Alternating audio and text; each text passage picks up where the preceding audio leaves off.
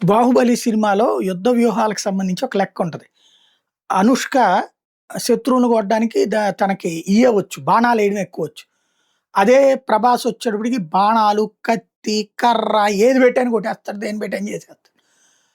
శత్రువులందరూ మూకుమ్మడిగా మీదకొచ్చిన సందర్భంలో అనుష్క ఒక్కొక్క బాణం వేస్తా ఉండి దూరంగా జరుగుతా ఉంటే ఒక్కసారిగా కత్తి తీసుకొని అందరి మీద పడి ఇరుచుకుపడి చంపి పడేస్తాడు 'ప్రభాస్.'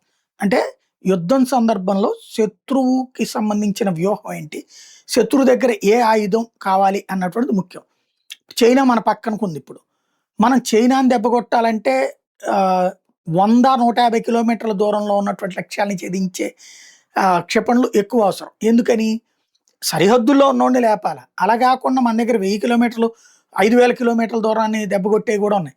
అది జనావాసాల మీద పడతది. అయ్యి కావాలి. అటు పక్కన ఉన్నటువంటి సరిహద్దుల్ని దెబ్బతీయడం.